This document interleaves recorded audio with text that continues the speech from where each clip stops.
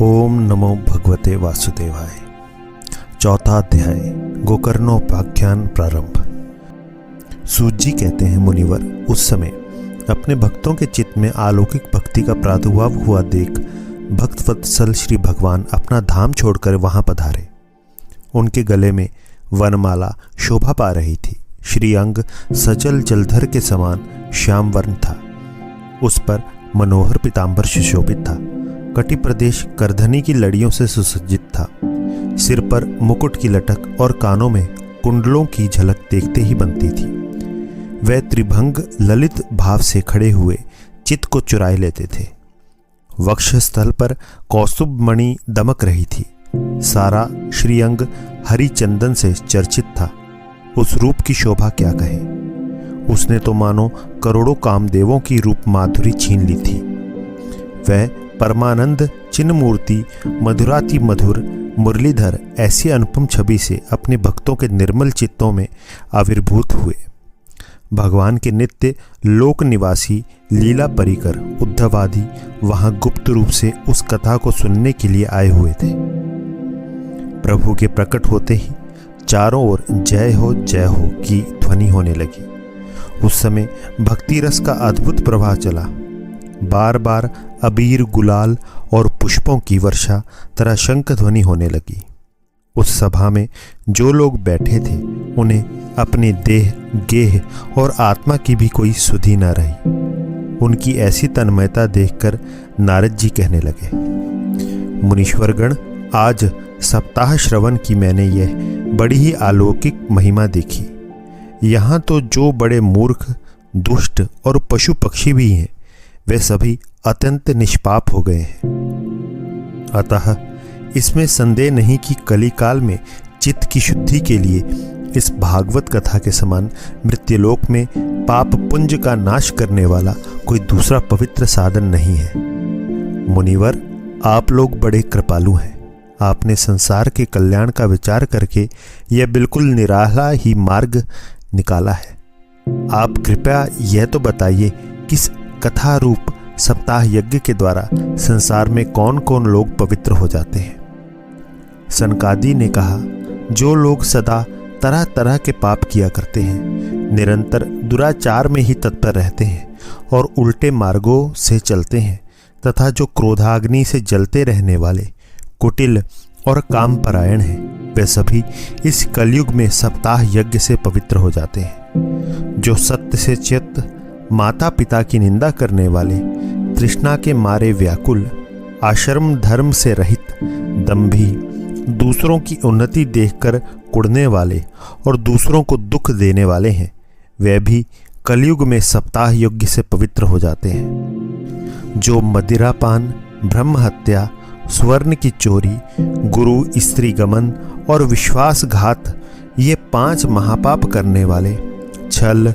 छद्म परायण, क्रूर, पिशाचों के समान निर्दयी, ब्राह्मणों के धन से पुष्ट होने वाले और व्यभिचारी हैं, वे भी कलयुग में सप्ताह यज्ञ से पवित्र हो जाते हैं। जो दुष्ट आग्रह पूर्वक सर्वदा मन, वाणी या शरीर से पाप करते रहते हैं, दूसरों के धन से ही पुष्ट होते हैं तथा मलिन मन और दुष्ट हृदय वाले हैं, वे भी कलयुग में सप्ताह यज्ञ से पवित्र हो जाते हैं।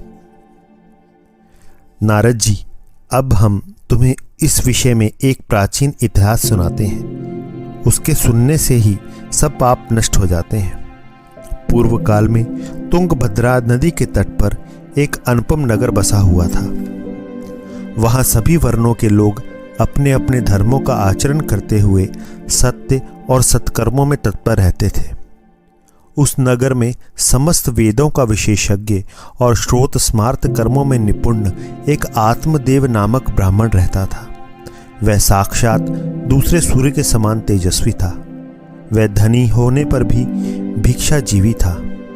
उसकी प्यारी पत्नी धुंधली, कुलीन एवं सुंदरी होने पर भी सदा अपनी बात पर अड़ जाने वाली थी। उसे लोगों की बात करने में सुख मिलता था। स्वभाव था क्रूर, प्रायः कुछ न कुछ बकवाद करती रहती थी। गृह कार्य में निपुण थी, कृपण थी और थी झगड़ालू भी। इस प्रकार ब्राह्मण दंपति प्रेम से अपने घर में रहते और विहार करते थे। उनके पास अर्थ और भोग विलास की सामग्री बहुत थी। घर द्वार भी सुंदर थे, परंतु उससे उन्हें सुख नहीं था। जब अवस्था बहुत ढल गई तब उन्होंने संतान के लिए तरह तरह के पुण्य कर्म आरंभ किए और वे दीन दुखियों को गौ, पृथ्वी, सुवर्ण और वस्त्रादि दान करने लगे। इस प्रकार धर्म मार्ग में उन्होंने अपना आधा धन समाप्त कर दिया, तो भी उन्हें पुत्र या पुत्री किसी का भी मुख देखने को ना मिला।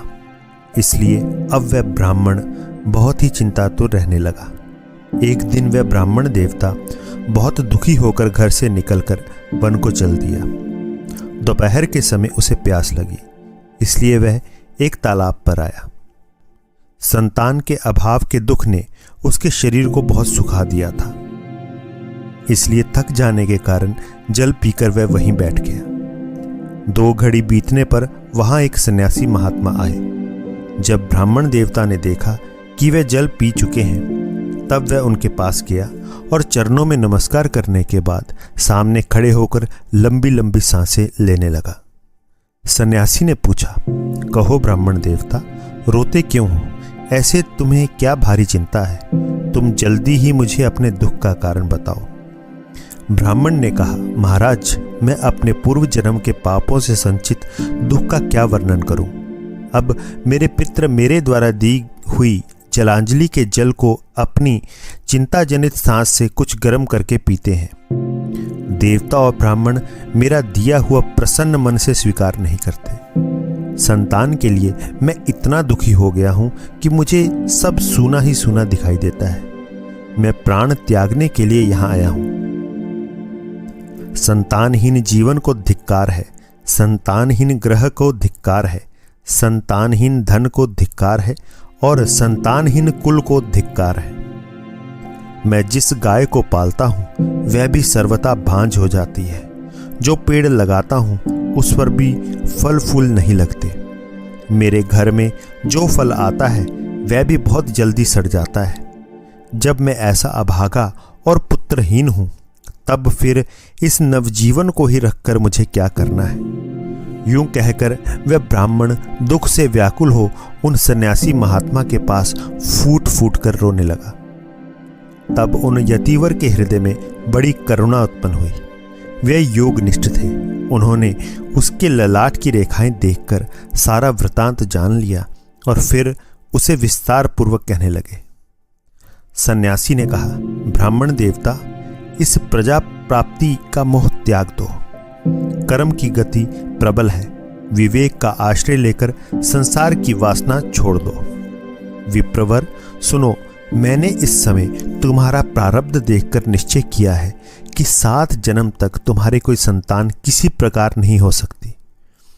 पूर्व काल में राजा सगर एवं अंग को संतान के कारण दुख भोगना पड़ा था।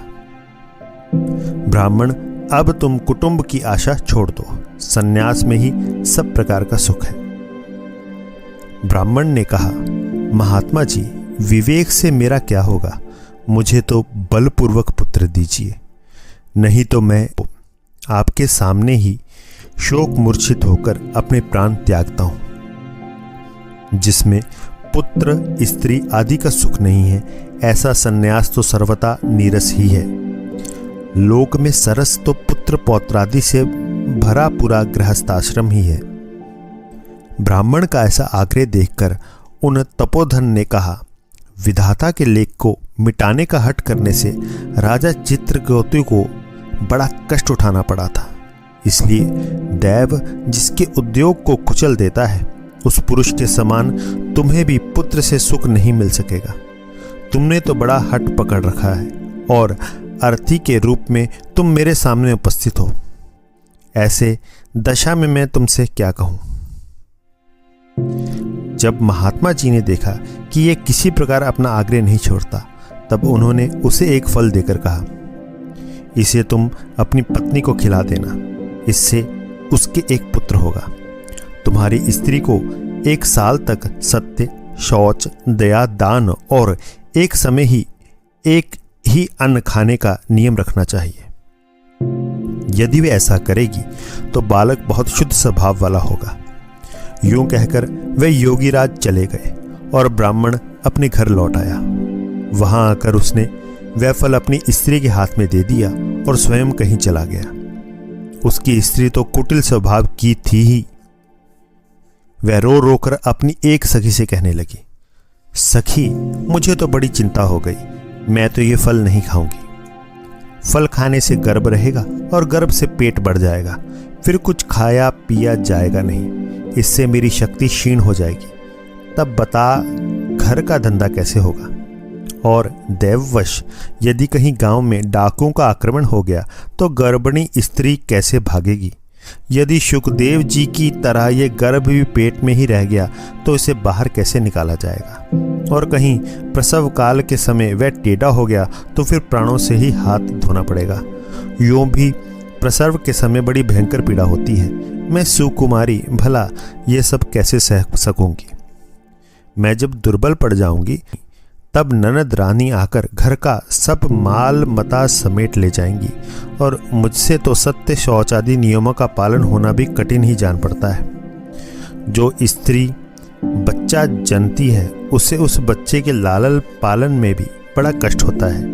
मेरे विचार से तो वंध्या या विधवा स्त्रियां ही सुखी हैं। मन में ऐसे ही तरह तरह के कुतर्क उठने से उसने वह फल नहीं खाया और जब उसके पति ने पूछा, फल खा लिया?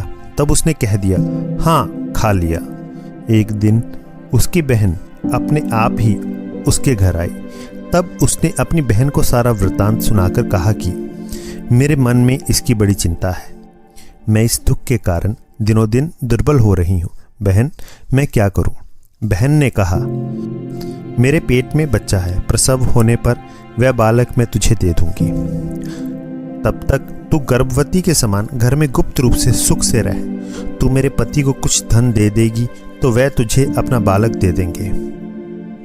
हम ऐसी युक्ति करेंगे कि जिसमें सब लोग यही कहें कि इसका बालक 6 महीने का होकर मर गया और मैं नित्य प्रति तेरे घर आकर इस बालक का पालन पोषण करती रहूंगी। तू इस समय इसकी जांच करने के लिए यह फल गौ को खिला दे। ब्राह्मणी ने स्त्री स्वभाववश जो जो उसकी बहन ने कहा था वैसे ही सब किया।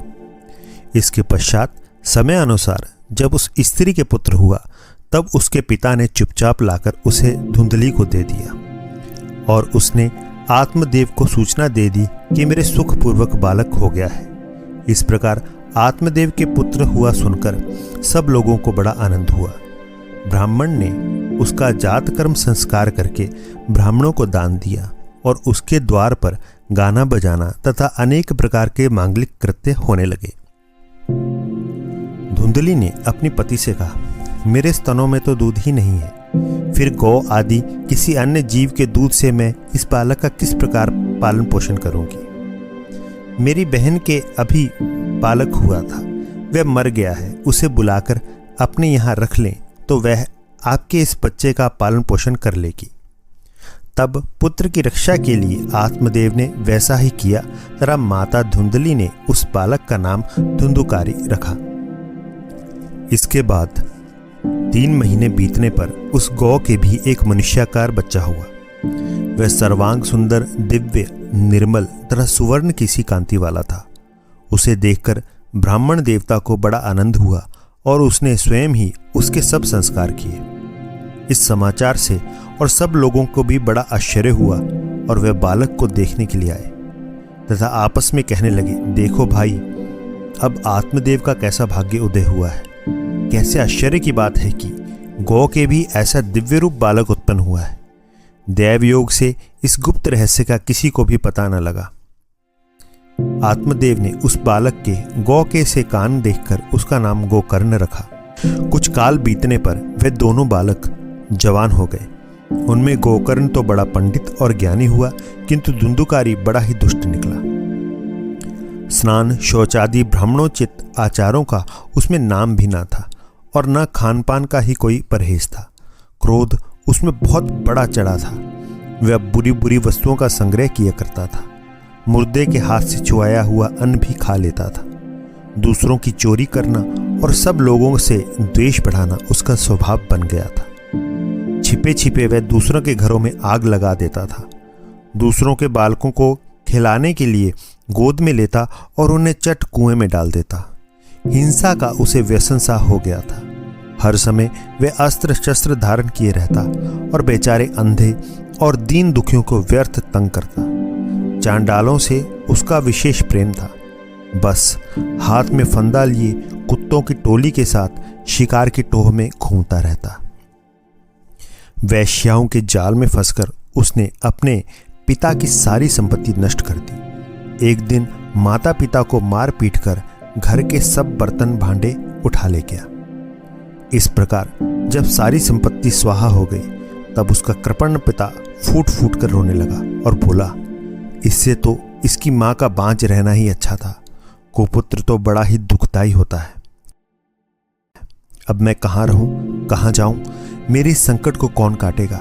हाय, मेरे ऊपर तो बड़ी विपत्ति आ पड़ी है। इस दुख के कारण अवश्य मुझे एक दिन प्राण छोड़ने पड़ेंगे। उसी समय परम ज्ञानी गोकर्ण जी वहां आए और उन्होंने पिता को वैराग्य का उपदेश करते हुए बहुत समझाया। वह बोले, पिताजी, यह संसार असार है, यह अत्यंत दुख रूप और मोह में डालने वाला है। पुत्र किसका, धन किसका। स्नेहवान पुरुष रात दिन दीपक के समान जलता रहता है। सुख न तो इंद्र को है और न चक्रवर्ती राजा को ही। सुख है तो केवल विरक्त एकांत जीवी मुनि को। यह मेरा पुत्र है, इस अज्ञान को छोड़ दीजिए। मोह से नरक की प्राप्ति होती है। यह शरीर तो नष्ट होगा ही, इसीलिए सब कुछ छोड़कर वन में चले जाइए। गोकर्ण के वचन सुनकर आत्मदेव वन में जाने के लिए तैयार हो गया और उनसे कहने लगा, बेटा, वन में रहकर मुझे क्या करना चाहिए, वह मुझसे विस्तार पूर्वक कहो। मैं बड़ा मूर्ख हूं, अब तक कर्मवश स्नेह पाश में बंधा हुआ अपंग की भांति इस घर रूप अंधेरे कुएं में ही पड़ा रहा हूं। तुम बड़े दयालु हो, इससे मेरा उद्धार करो। गोकर्ण ने कहा, पिताजी, यह शरीर हड्डी मांस और रुधिर का पिंड है। इसे आप मैं मानना छोड़ दें और स्त्री पुत्र आदि को अपना कभी न माने। इस संसार को रात दिन क्षणभंगुर देखें।